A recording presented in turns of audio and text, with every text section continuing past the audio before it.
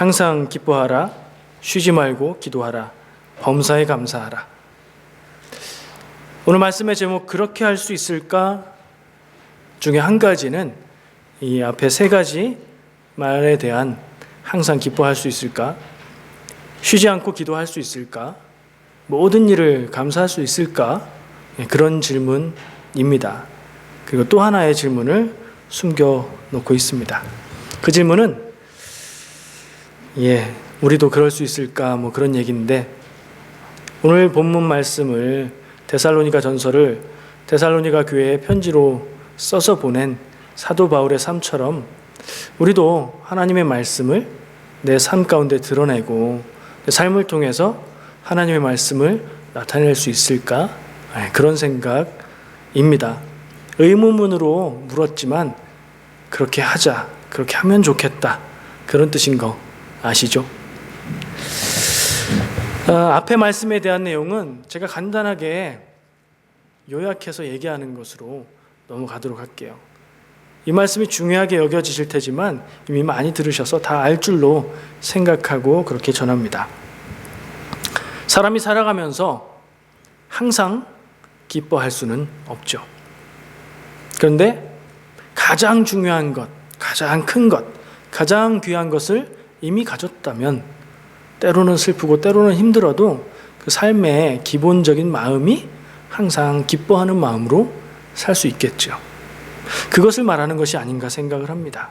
가장 귀한 구원을 받은 우리가 항상 기뻐하면서 살아야 되지 않겠느냐. 두 번째, 쉬지 않고 24시간 기도할 수 있을까요? 그럴 수는 없죠. 입술을 열어서 기도하고 또 마음속으로 기도한다고 해도 잠자는 시간은 또 무엇인가 해야 되는 시간은 기도할 수 없죠. 그런데 늘 하나님이 내 곁에 계시고 나의 삶을 지키시고 인도하심을 의식하고 하나님 내 옆에 계신 것처럼 내 마음속에 일어나는 생각과 말들을 하나님께 질문하고 하나님의 답을 듣고 하나님과 대화하면서 기도의 본질이 하나님과 대화니까요. 그렇게 살아간다면 24시간 그리고 평생을 기도하는 자세로 살아가는 삶이 될 수 있겠죠. 모든 일에 감사해라. 모든 일에 감사할 수 있나요? 어려운 일도 마음에 안 드는 일도 있는데요. 그런데 아까 얘기한 거랑 비슷한 것 같아요. 하나님이 주신 것이 우리에게 하나님이 허락해 주신 것이 좋은 것뿐만 아니라 내가 어려운 일들도 하나님이 내게 주신 것이다. 이렇게 믿는다면 하나님이 나에게 좋은 것을 주실 것이라는 믿음 안에서 감사하는 마음 가질 수 있겠죠. 그런 마음으로 살아가는 것, 그것을 오늘 본문 말씀에서는 우리를 향한 하나님의 뜻이라고 이야기하고 있습니다. 성경 말씀에 이게 하나님의 뜻이라고 얘기하면 우리는 어떻게 해요? 하나님의 뜻이구나. 항상 기뻐하고 쉬지 않고 기도하고 모든 일에 감사하면서 살아야지. 해석을 어떻게 하든지 나름대로 생각을 어떻게 하든지 간에 그걸 받아들이는 게 맞는 것이겠죠. 근데 저는 이 말씀을 묵상하면서 그 뒤에 있는 말씀을 좀 이해가 안 되는 부분이 있어서 깊이 생각을 해봤습니다. 그리스도 안에서 세 가지 하라고 얘기한 다음에 이것이 그리스도 예수 안에서 너희를 향한 하나님의 뜻이다 라고 얘기하는데요. 말은 굉장히 자연스럽고 박자도 잘 맞고 듣기도 편하고 그런데 그리스도 예수 안에서가 무슨 말인지 생각해 보면 누가 그리스도 예수 안에서를 얘기하는지 잘 알기가 어렵습니다. 문장이 그래요. 우리말로는 명확하게 이해하기 어려운 위치에 그리스도 예수 안에서가 들어가 있어요. 이것이 그리스도 예수 안에서 너희를 향하신 하나님의 뜻이니라. 그리스도 예수 안에서를 딱 빼면요. 이것이 너희를 향하신 하나님의 뜻이니라. 너무 매끈하고 더 이해하기가 쉬운 문장이 돼요. 마치 그리스도 예수 안에서는 그냥 끼워 넣은 것 같은 느낌이에요. 그래서 성경을 좀 찾아보고 번역도 찾아보고 신약 성경의 원어, 사용된 언어 그리스어를 제가 찾아봤다는 거 아닙니까? 그리스어를 찾아서 그 부분을 보니까 en Cristo 예수 이렇게 써 있어요. 영어로 바꾸면 in Christ Jesus 별다를 게 없습니다. 우리말 있는 그리스도 예수 안에서 하고 똑같은 거예요. 근데 이제 그리스어의 특성상 말의 순서는 좀 다릅니다. 그래도 원래 쓰여졌던 문장 자체가 뭐가 어떻게 그리스도 예수 안에서 어떻게 됐다는 얘기인지 명확하게 설명은 안 하고 있어요. 근데 다른 한글 성경들을 많이 제가 참고를 해봤어요. 그랬더니 다르게 번역한 부분도 있고 똑같이 번역한 부분도 있어요. 우리가 예배용으로 사용하고 있는 이 개역 개정 성경에서는 그리스도 예수 안에서, 무슨 뜻인지 명확하게는 모르겠지만 어쨌든 신앙적인 뜻을 담고 있는 그리스도 예수 안에서, 제가 사랑하고 즐겨보는 쉬운 성경에서도 똑같이 그리스도 예수 안에서. 근데 다른 성경은 좀 다른 번역을 하고 있는 것을 봤습니다. 여러분 생각하고 짐작이 그거하고 어떻게 맞는지 다른지 한번 들어보시기 바라요. 가톨릭 성경에서는 그리스도 예수 안에서 살아가는 이라는 번역을 추가했어요. 그래서 그리스도 예수 안에서 살아가는 너희를 향하신 하나님의 뜻이다, 이렇게 얘기가 돼요. 이해가 잘 되죠? 현대어 성경에서는 그리스도 예수를 믿는 여러분이라고 번역을 해놔서 조금 더 간단하면서 더 다가오는 의미로 잘 번역을 해놨어요. 근데 의미에 있어서는 크게 다르지 않죠. 그리스도 예수 안에서 살아가는, 그리스도 예수를 믿는, 똑같다고 봅니다. 근데 조금 더 다른 번역을 한 성경도 있습니다. 공동번역 성경에서는 그리스도 예수를 통해서 여러분에게 보여주신 하나님의 뜻입니다 라고 번역을 하고 있어요. 다 그럴듯하죠. 근데 이런 얘기 들어보셨어요? 성경이 어떻게 이렇게 각각이고 번역이 있고 다를 수 있죠? 하나님 말씀이 그럴 수밖에 없어요. 왜요? 우리말 성경은 번역된 성경이기 때문에 그렇습니다. 영어 성경도 마찬가지예요. 세상 거의 모든 언어의 성경들은 여러 가지 버전이 있고요. 번역길이 조금씩 다를 수가 있습니다. 왜냐하면 성경이 처음 쓰여질 때부터 모든 언어로 쓰여지지 않았거든요. 그래서 번역을 하다 보니까 어떤 번역은 이렇게, 또 다른 번역은 저렇게 번역을 하기도 합니다. 원어의 그대로 그리스도 예수 안에서라고 번역하는 것도 그 형태를 그대로 가져온 것에서 의미가 있고요. 또 그 뜻을 살려보려고 그리스도 예수를 믿는, 그리스도 예수 안에서 살아가는, 아니면 그리스도 예수를 통해서 여러분에게 보여주신 이라고 번역한 것들도 다 의미가 있는 것 같아요. 이런 번역들을 살펴본 다음에 다시 한번 이 말씀을 보면 계속 반복을 할 거예요. 이 얘기를 항상 기뻐하라, 쉬지 말고 기도하라, 범사에 감사하라. 이 세 가지, 이것은 그리스도 예수를 믿든 그리스도 예수 안에서 살아가든 예수 그리스도 안에 있는, 그리고 예수님을 통해서 보여주신 하나님이 너에게 원하는 하나님의 뜻이다. 하나님의 뜻이라는 점이 강조되고 더 깊이 있게 얘기되고 있는 그런 말씀이라고 이해하면 될 것 같아요. 더불어서 이 그리스어, 영어로 그릭, 그리고 신학 공부하는 사람들은 히라버라고 부르는 이 글씨가 어떻게 생겼는지는 아까 읽어드린 엔 그리스도 예수, 요거는 주보에 요약된 부분에 있어요.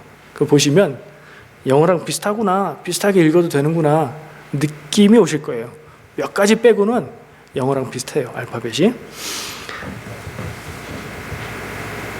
나를 향한 하나님의 뜻이라는 것, 주고 있는 메시지도 단순하고 그 의미도 명확해요. 우리가 이해하지 못할 바가 없어요.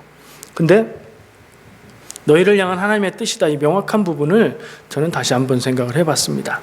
성경 말씀에 보면 우리가 성경 말씀을 뭐라고 생각하고 뭐라고 부르죠? 성경에 써 있는 내용을 하나님의 말씀으로 우린 여깁니다. 하나님의 말씀이라는 것은 하나님이 내게 해주시는 말, 하나님의 뜻, 하나님의 진리가 담겨 있는 것으로 고백하는 거예요. 근데 성경 말씀을 보면 어떤 곳은 하나님이 직접 하신 말씀을 기록해 놓은 데가 있어요. 구약에 보면 하나님이 직접 말씀하신 부분들이 있어요. 그리고 신약 성경의 복음서에 보면 예수님이 직접 하신 말씀도 있어요. 어떤 성경은 색깔을 다르게 표현하기도 해요. 하나님이 직접 하신 말씀은 당연히 하나님의 말씀이죠. 의심의 여지가 없습니다. 예수님이 하신 말씀, 하나님의 뜻을 100% 알고 100% 순종하셨던 예수님의 말씀, 하나님의 뜻과 다를 리가 없습니다. 하나님의 말씀, 예수님의 말씀은 그대로 하나님의 말씀이에요. 그러면 그 외에 다른 내용들은요? 역사의 기록이라든가 사건에 대한 얘기라든가 또는 이 사도 바울이 쓴 편지들처럼 어떤 교회 지도자가 쓴 글일 경우에는 이걸 우리가 어떻게 받아들여야 될까요? 우리는 이 성경책 안에만 써 있으면 무조건 하나님의 말씀이라고 적용을 해요. 좋아요. 맞는 자세예요. 근데 그걸 적용할 때는 조금 더 구체적으로 세심하게 읽으면서 적용할 필요가 있어요. 어떤 것은 진짜 하나님이 내게 하시는 말씀, 어떤 것은 누군가 하는 말을 통해서 하나님이 내게 주시는 말씀, 어떤 것은 우리가 오해하는 부분들도 사실은 있기도 합니다. 그래서 성경 말씀을 읽을 때에 이 책은 어떤 성격의 책인가, 누가 쓴 것인가, 누구에게 쓴 것인가를 따지는 이유가 그 말씀의 뜻을 더 명확하게 알고 하나님의 뜻과 진리를 잘 알아듣기 위해서예요. 오늘 말씀은 어떤가요? 누가 썼죠? 바울이 썼습니다. 사도 바울. 교회에 굉장히 큰 역할을 했고 이방인의 선교사요, 그리고 신앙 고백들을 정립했던 바울이 쓴 문학적인 특징은 뭐죠? 데살로니가 전서, 끝에 서자가 붙으면 편지. 누구에게 쓴 거예요? 그 앞에 있는 이름이 그 교회 이름이라고 그랬죠. 대부분의 경우. 데살로니가 교회를 향해서 쓴 사도 바울의 첫 번째 편지. 그래서 전서. 두 번째 편지는 후서. 그렇게 성경에 들어가 있어요. 그러니까 결국에 정리해보면 사도 바울이라는 사람이 쓴 데살로니가 교인들을 향한 편지인 거예요. 그 원래는 그래요. 근데 그 편지 글이 지금은 어떤 형태로 어디에 들어가 있어요? 성경에 들어가 있어요. 성경 전서, 신약, 구약, 이 성경책 안에 들어가 있습니다. 기독교는 구약과 신약을 성경으로 받아들입니다. 제가 말하는 기독교는 개신교와 가톨릭을 포함한 거예요. 기독교는 예수님을 그리스도라고 고백하는 종교가 다 기독교입니다. 근데 그 외의 종교, 기독교가 아닌데도 성경을 자기들의 경전으로 받아들이는 종교가 있어요. 구약 성경만을요. 유대교는 우리가 보는 구약 성경을 자기들의 경전으로, 성경으로 받아들입니다. 신약 성경은 다르죠. 이슬람도 구약 성경을 인정해요. 그래서 이 구약 성경을 공유하고 있는 종교는 여럿이 됩니다. 그런데 우리가 똑같은 성경 말씀으로, 하나님의 말씀으로 여기고 있는 신약 성경은 유대교에서는 하나님 말씀 혹은 경전 혹은 정경으로 받아들이지 않아요. 그럼 그 사람들이 볼 때는 이 얘기는 사도 바울이라는 한 교회 지도자가 한 교회를 향해 쓴 편지일 뿐입니다. 그런데 그 편지가 성경책 안에 들어가 있다는 것은 어떤 의미냐? 이 신구약 성경을 성경 전서로, 우리의 경전으로, 우리의 하나님의 말씀으로 받아들이는 사람들에게는 다 하나님의 말씀이라는 거예요. 결론적으로는 사도 바울의 주장 혹은 믿음의 고백인 이 얘기가 하나님의 말씀이에요. 제가 아까 얘기했던 하나님이 직접 하신 말씀이나 예수님이 직접 하신 말씀과는 다르지만 교회의 고백으로 경전 안에 받아들여서 우리는 이 안에 들어있는 것을 다 하나님의 말씀으로 고백하기 때문입니다. 제가 경전이라는 말을 자꾸 쓰고 있는데요. 경전은 일반 명사예요. 성경, 바이블 그러면 기독교의 경전을 이야기하고요. 경전이라는 뜻의 단어를 영어에서 찾으면 캐논이에요. 카메라 좋아하시는 분들, 사진 좋아하시는 분들 캐논 아시죠? 캐논이 경전이라는 뜻이에요. 경전은 그 캐논의 단어의 원래 뜻은 길이를 재는 자 있죠. 자라는 뜻이에요. 자는 뭐가 되죠? 길이를 판단하는 기준이 되잖아요. 그래서 캐논이라는 말을 쓰면 경전이라는 뜻을 가지고 있으면서 그 종교의 기준이 되는 문서라는 뜻이에요. 정경 역시 똑같이 캐논이라는 말이고요. 우리는 신구약 성경 전서 모두 다를 우리의 경전, 우리의 정경으로 받아들이기 때문에 오늘 사도 바울의 이 말씀 세 가지를 해라. 항상 기뻐해라. 쉬지 말고 기도해라. 모든 일에 감사해라. 이 말씀을 사도 바울이 주장한 것처럼, 고백한 것처럼 하나님의, 나를 향한 하나님의 뜻으로 받아들이는 겁니다. 여러분 그렇게 받아들여지십니까? 그냥 성경에 써 있다고 해서 하나님의 말씀이야, 그냥 무조건 따라야 돼 보다는 저는 오늘 그 부분을 더 얘기하고 싶습니다. 사도 바울이 이 말씀을 편지로 적었는데 정말 사도 바울이 적은 편지들 그리고 성경에 들어있는 말씀들을 보면 뭐라고 해야 될까요? 기가 막히고 주옥 같다고 하죠. 아주 구슬 보석 같은 그런 말씀들이 많이 있습니다. 사도 바울은 어디서 그런 말씀들이 나왔을까요? 구약 성경에 있는 것을 인용했을까요? 이미 권위를 인정받고 있는 성경에 나온 인용도 있긴 있습니다만 오늘의 말씀은 구약 성경에서 그런 의미를 담고 있는 말씀을 찾을 수는 있겠지만 그걸 갖다 쓴 것 같지는 않아요. 그럼 어디서 나온 거죠? 우리가 오늘 하나님의 말씀으로 받아들이고 그렇게 살려고 생각하고 있는 이 말씀은 그 근거가 어디 있습니까? 어디에서 나왔어요? 바울의 삶에서 나왔어요. 그는 어떤 사람이었나요? 그것을 생각하고 이 고백을 볼 때 더 깊게 의미가 다가올 줄 믿습니다. 우리가 아는 바를 생각해 보면 바울은 어떤 사람이었죠? 원래는 기독교를 신생 이단을 핍박하고 없애는 데에 앞장섰던 열혈 유대교인이었어요. 그래서 자기 나라도 아닌 외국까지 이 기독교인들을 잡으러 다마스커스라는 도시를 향해서 가던 길에 예수 그리스도를 영적으로 만나고 자기가 잡으러 다녔던, 자기가 핍박하던 그 기독교의 전파자, 복음을 전하는 사람이 된 사람이죠. 삶이 뭐라고 해야 될까요? 완전히 끝에서 끝으로 변한 사람이에요. 그런데 가만히 다시 생각해 보면요, 변한 사람이 아니에요. 그 사도 바울은 왜 그렇게 기독교인을 잡으러 다녔을까요? 공을 세워서 높은 자리에 올라가기 위해서? 아닐 거예요. 그 사람의 동기는 순수했어요. 자기가 믿는 믿음, 신념 안에서 잘못됐기 때문에 틀린 것을 없애고 틀린 것을 고치기 위해서 그렇게 열정적으로 기독교인들을 핍박했어요. 근데 몰랐던 게 있죠. 예수님이 그리스도라는 것을 알지도 못했고 믿지도 않았어요. 그래서 방향이 틀렸고 다르게 가고 있었던 거예요. 근데 예수님을 만나고 나서 알게 됐어요. 예수님이 그리스도셨구나. 그래서 그의 삶이 방향이 바뀐 거예요. 근데 본질적으로는 그 신념과 믿음에 대한 열정, 그 삶에 열심으로 살아가는 그 모습은 달라진 게 없어요. 그대로예요. 열정적인 사람 그대로 방향만 바꿔서 복음을 전하는 전도자로 살아갔던 거죠. 그런 사람이었어요.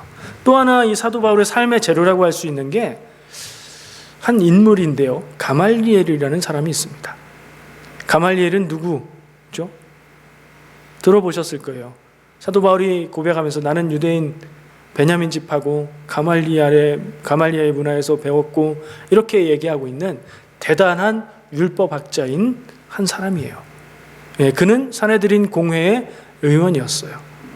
학자로도 인정받고 율법자로도 하나님의 말씀을 해석해서 가르치는 율법사로도 크게 인정받고 그리고 그 권력의 중심부에도 있었던 사람이에요. 그 사람에게 배웠다는 것을 지금은 자랑으로 여기지 않지만 여러분들이 생각하는 기준으로 자랑한다면 나는 그런 사람입니다 라고 말했던 가말리엘의 제자예요.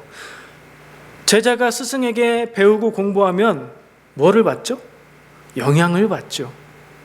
자기가 스승으로 존경하고 멘토로 존경하는 사람이 있으면 그 사람의 삶과 사상에 영향을 받게 돼 있어요. 그러니 가말리엘에게 공부했던 사도 바울에게 있어서 가말리엘에게 배웠던 일들은 그의 삶의 믿음의 재료가 되는 게 분명합니다.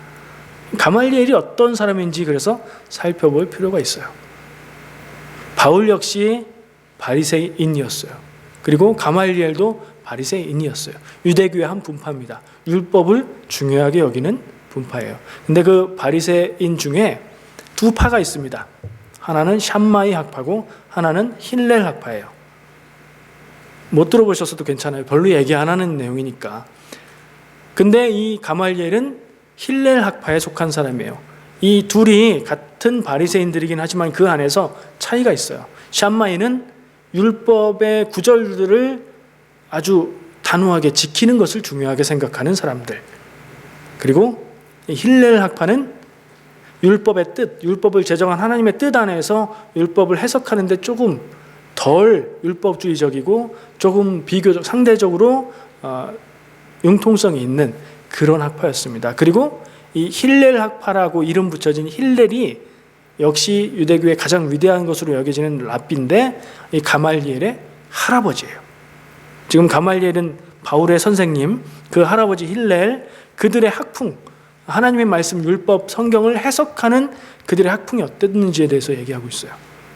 하나님의 말씀, 율법, 제정의 뜻을 생각하고 하나님의 뜻을 구하려고 했던 그런 학풍을 가지고 있었고요.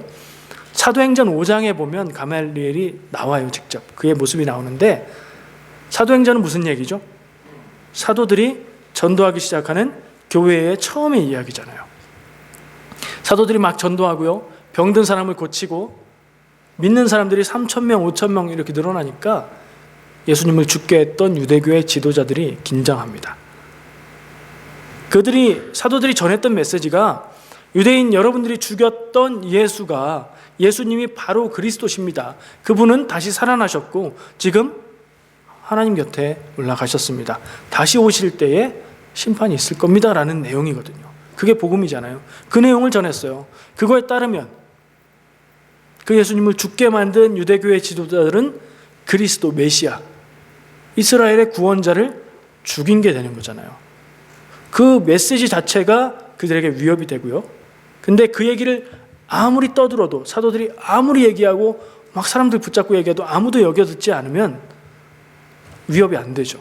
그런데 그들에게서 병자를 고치는 능력이 나타나고 사람들이 사도들을 따르고 수천 명씩 예수님을 그리스도라고 믿는 그 새로운 기독교에 따르는 사람들이 많아지니까, 영향력을 미치게 되니까 유대교 지도자들이 긴장할 수밖에 없었어요.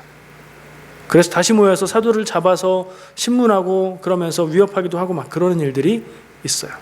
그러는 가운데에 그 유대교 지도자의 한 사람이었던 가말리엘이 사도들을 밖에 나가 있으라고 하고 신문하는 중에 이런 말을 합니다. 이들이 하는 일이 사람에게서 난 것이면 자연스레 소멸될 것이고, 그 일이 하나님께서 난 것이면 이들을 핍박하는 것이 하나님을 대적하는 일이 된다.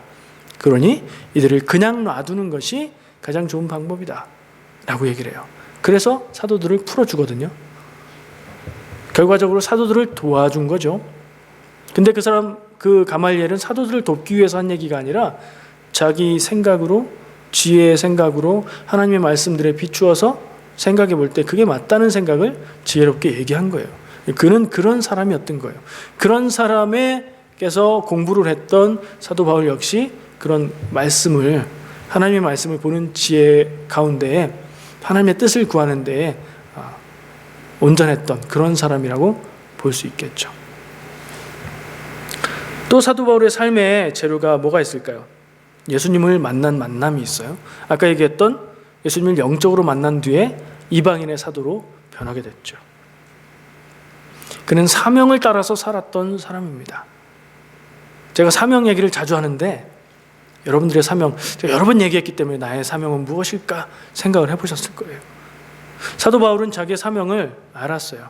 이방인을 향한 전도자, 이방인을 향한 선교사임을 깨닫고 그것에 삶의 모든 것을 걸고 모든 삶을 거기에 바쳤어요.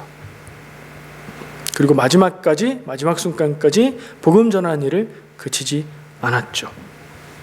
사명을 따라서 살았던 그 사람. 제가 4가지를 얘기했어요. 그리고 그 요약에도 그렇게 적어놨습니다. 가말리엘이라는 스승 밑에서 공부했던 사람, 신념과 열정을 따라서 살았던 사람, 예수님을 만났던 사람, 사명에 목숨 걸고 살았던 사람. 이런 사람의 삶에서, 그의 입에서 나오는 얘기가 하나님의 말씀이 아닐 수가 있을까요? 그래서 그가 썼던 편지들, 교회를 향해 썼던 편지들, 그가 적었던 글들이 성경 말씀이, 하나님 말씀이 된 거예요. 자, 이 시점에서 저는 우리를 돌아보았으면 좋겠습니다. 왜요? 우리말 중에 이런 말 있죠. 사람은 죽어서 이름을 남긴다. 호랑이는 죽어서 가죽을 남기고 사람은 죽어서 이름을 남긴다는 표현이 있어요. 사람이 이 세상 떠날 때가 돼서 떠나고 나면 뭔가 남기게 됩니다. 이름을 남긴다는 것은 사람들이 그를 기억한다는 거예요. 사람들이 떠나간 사람을 어떻게 기억하는지는 그의 삶에 따라서 달라지겠죠. 어떤 사람은 자녀들 앞에서 늘 같은 얘기 하고 또 하고 해서 자녀들에게 그 말을 중요하다고 생각하는 교훈 같은 말을 남기고 떠날 수도 있겠죠. 어떤 사람은 삶의 아름다운 모습, 정말 잘 살아간 그 삶의 모습을 통해서 야, 저렇게 사는 것이 아름답다 하는 그런 교훈을 남길 수도 있어요. 또 어떤 사람은 반대로 아유, 저렇게 살면 안 돼. 살고 나서 저런 말을 들을 게 저게 뭐야. 난 저렇게 살지 말아야지 하는 그런 교훈을 남길 수도 있죠. 사도 바울은 그가 남긴 글들을 통해서 하나님의 말씀을 남겼습니다. 그리고 그의 삶의 행적이 그것과 일치하는 사람이었어요. 우리는 앞으로 많은 시간이 남아있는 분들도 있고 조금 상대적으로 덜 남은 분도 있어요. 그러나 그게 얼만큼인지는 아무도 몰라요. 올 때는 순서가 있어도 갈 때는 순서가 없잖아요. 그러나 어때요? 하나님 앞에 가서 하나님과 동행하는 것이 귀한 것이니 하늘나라 가는 것도 감사한 거죠. 어쨌든 상상해보자고요. 내가 이 땅을 떠난 후에 사람들은 내 모습을, 내 삶의 인생의 모습을 뭐라고 기억할까? 내 인생을 한마디로 말하면 무엇이 남을까? 그렇게 살면 안 돼. 뭐 이런 거 남으면은 와, 인생이 참 허무할 거예요. 사도 바울처럼 우리도 하나님의 말씀 한 자락이라도 남길 수 있는 삶이 될 수 있을까요? 사람들이 내 살아갔던 삶을 기억하면서 그 사람은 참 하나님의 말씀대로 사랑하면서 살았던 사람이야. 정직하게 살았던 사람이야. 의롭게 살았던 사람이야. 참으로 그리스도를 닮으려고 노력했던 사람이야. 이런 얘기 듣고 남길 수 있으면 얼마나 좋을까요? 여러분 어떻게 생각하십니까? 좋기는 하겠지만 좀 부담스러우시죠? 우리의 마음속에는 언제나 두 가지가 늘 싸웁니다. 믿음을 따라서 하나님 안에서 온전한 성도로 살아가는 삶을 살아야 되겠다. 있죠? 너무 힘들다, 지친다, 자유롭게 살았으면 좋겠다. 그것도 있죠. 근데 두 가지는 다 가질 수 없어요. 그렇다면 귀한 것, 우리가 구해야 될 것은 무엇일까요? 그 판단에 중요한 열쇠가 있습니다. 우리에게 생각해야 되는 한계가 있는데 이 땅에서 사는 삶이 끝이 아니라는 거. 그 이후에도 시간이 있고 그 이후에도 뭔가 있다는 거 기억하면 그 판단은 오래 걸리지도 않고 어렵지도 않을 거예요. 내가 태어난 환경은 어떻습니까? 사도 바울처럼 좋은 로마 시민권 가졌었거든요. 미국 시민권 정도 가지면 좋을까요? 금수저, 요즘에 금수저 이런 얘기 한다고 그래요, 한국에서. 집안 형편이 굉장히 부유하고 좋아서 좋은 교육받고 그랬으면 얼마나 좋았을까요? 근데 그건 내가 선택할 수 없죠. 내 마음대로 할 수 없죠. 근데 내가 태어난 환경에 대해서 우리는 어떻게 반응할 건지는 선택할 수 있어요. 지지리도 가난하게 태어났어요? 그러면 노력하고 내 인격을 더 아름다운 삶으로, 모습으로 갖추고 나의 능력을 더 개발해야 되겠다. 이렇게 살아갈 수도 있죠. 근데 난 가난해서, 우리 집안은 가난해서 아무것도 못해. 원망하면서 그렇게만 살다가 갈 수도 있죠. 그 선택은 우리가 할 수 있어요. 삶의 재료 비교해보고 싶은 거예요. 사도 바울 어땠는지 하고. 우리의 사는 삶마다 영향을 준 사건이 있고 사람이 있고 일들이 있겠죠. 그것도 우리가 만남은 선택할 수 없지만 어떻게 따라갈 건지는 선택할 수 있어요. 신념과 열정에 따라 살았던 사도 바울의 삶, 우리는 신념이 있는지, 믿음을 정말 신념이라고 할 만큼 지키고 살아가는지, 거기에 열정이 있는지 돌아볼 필요가 있죠. 우리에게 사명이 있다면 내가 내 인생의 사명을 깨닫고 살고 있는지, 사명 그런 거 나 잘 몰라 이렇게 살고 있는지 그건 생각해 볼 수 있을 거예요. 그리고 그것에 따라서 내 인생에 한 말씀이 있다면 무엇이 될지 답이 나와요. 무엇을 향해서 살았는지에 따라서 그 답이 결정될 것이니까 말이죠. 제가 처음에 두 가지에 대한 질문이라고 얘기했죠. 오늘 말씀의 제목이 그렇게 살 수 있을까? 첫 번째는 항상 기뻐하고 쉬지 않고 기도하고 모든 일에 감사하면서 살 수 있을까? 그렇게 했으면 좋겠다. 두 번째는 사도 바울이 삶을 통해서 말씀을 남겼던 것처럼 우리도 하나님의 말씀에 한 자락, 한 조각이라도 내 인생 삶을 통해서 드러내면서 살 수 있을까? 그러면 좋겠다. 저는 그런 생각을 해봤습니다. 여러분 마음에는 어떤 생각이 남습니까? 기도하겠습니다. 주님 말씀 주시니 감사합니다. 주신 말씀이 하나님의 음성으로 들려졌기 원하고 하나님의 음성 아닌 것들은 제하여 주시고 우리 마음 가운데 하나님의 음성이 심기어지기를 원합니다. 우리의 삶의 순간순간마다 하나님의 말씀이 살아서 나를 붙들고 인도하기를 원하오니 주여 말씀 따라서 살아가는 우리의 삶이 되게 하여 주시옵소서. 말씀 따라 믿음 따라 살아가는 승리의 삶이 되게 하여 주시옵소서. 삶의 고난과 아픔과 어려움 그 안에서도 절망하고 좌절하지 않고 믿음으로 견디며 이기며 나아가는 삶이 되게 하여 주시옵소서. 예수님의 이름으로 기도합니다. 아멘.